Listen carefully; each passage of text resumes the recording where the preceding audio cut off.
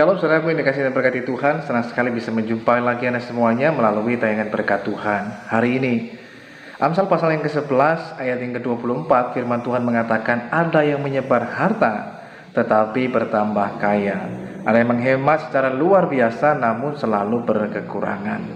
Melalui firman Tuhan ini kita akan belajar ada beberapa hal yang penting bagi kehidupan setiap kita. Yang pertama, jadilah murah hati sama seperti Bapa kita juga murah hati. Selain dikasih Tuhan, firman Tuhan mengatakan ada yang menyebar harta, tetapi justru membuatnya bertambah kaya. Kaya yang dimaksudkan di sini tentu saja bukan hanya sekedar kaya materi, uang ataupun harta milik, tetapi kaya yang dimaksudkan di sini adalah kaya dalam kemurahan hati. Itu betapa pentingnya dalam kehidupan kita menjadi orang yang murah hati, sehingga kita mau memberi, kita mau berbagi, dan kita mau menjadi berkat bagi orang-orang yang membutuhkan di sekitar kita. Sehingga ketika kita melihat orang yang membutuhkan, kita tidak menutup mata, tapi kita juga mau menunjukkan kasih dan kepedulian mereka dengan tulus hati, sebagaimana Tuhan telah menyatakan kasih dan anugerahnya buat setiap kita. Maka demikianlah sudah seharusnya bagi kita, kemudian kita juga mau menjadi berkat buat banyak orang. Yaitu caranya haruslah kita menjadi orang yang murah hati, sama seperti Bapa kita yang ada di sorga.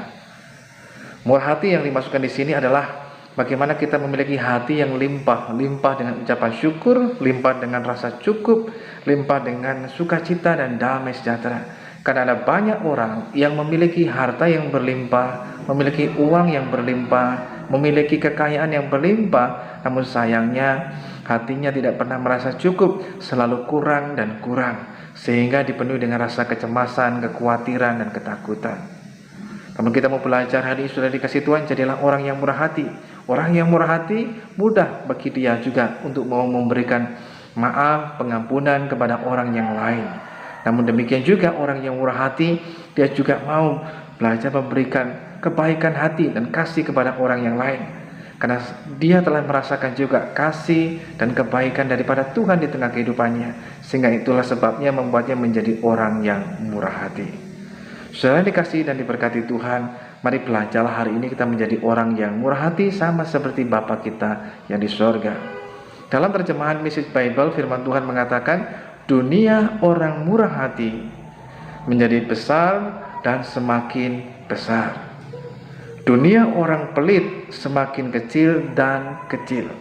Dan inilah yang terjadi dengan kehidupan kita. Orang yang murah hatinya, ketika dia murah hati di rumahnya, murah hati di keluarganya, murah hati di tempat dia bekerja, murah hati juga di tempat dia melayani, murah hati dimanapun dia berada, maka dimanapun dia berada, dia akan disukai dan disayangi, dikasihi, bahkan dihormati oleh semua orang.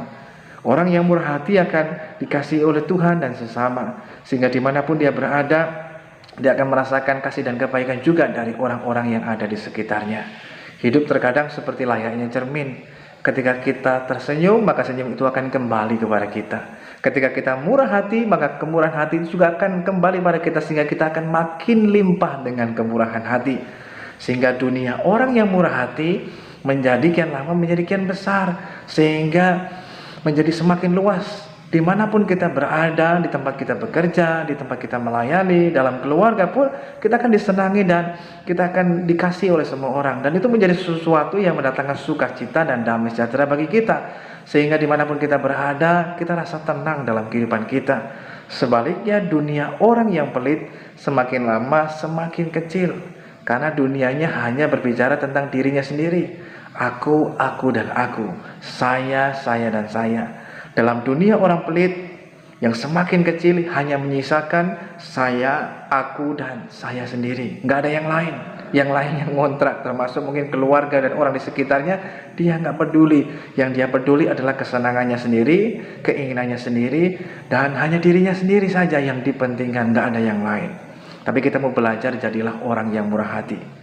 Kalaupun orang yang murah hati, minimal dengan hal yang sederhana, kita memurah hati, memberikan senyum juga kepada orang yang lain. Ketika kita berpapasan dengan orang, kita memberikan senyum kepada mereka, itu juga bisa menjadi berkat. Sekalipun mungkin itu tindakan sederhana, tapi memiliki dampak yang luar biasa. Memberikan juga sapa ketika berjumpa dengan orang, selamat pagi dan lain sebagainya. Tapi juga dengan murah hati kita juga mau mengatakan terima kasih. ketika orang juga mau membantu dan menolong dalam hidup kita. Jangan menjadi orang yang pelit, mengucapkan terima kasih saja pelit, apalagi dengan hal yang lainnya. Senyum saja pelit, apalagi dengan hal yang lainnya. Mari belajarlah menjadi orang yang murah hati. Jangan menjadi orang yang pelit ataupun kikir. Yang kedua, saudara dikasih Tuhan, seringkali orang tidak bisa memberi bukan karena dia tidak mampu untuk memberi. Terkadang banyak orang yang juga memiliki uang yang cukup banyak, harta yang banyak, justru makin pelit. Tapi orang tidak bisa memberi bukan karena dia tidak mampu memberi, tapi karena dia tidak rela ataupun tidak mau. Dia begitu terikat dengan apa yang dimiliki, terikat dengan uang, bahkan terikat mungkin dengan keegoisannya dirinya sendiri. Tapi mari belajarlah. Kita mau menjadi orang yang murah hati, yang limpah dengan kebaikan, sebagaimana Tuhan telah bermurah hati kepada saudara dan saya. Disitulah kita jadi berkat, nama Tuhan dipermuliakan. Tuhan Yesus memberkati.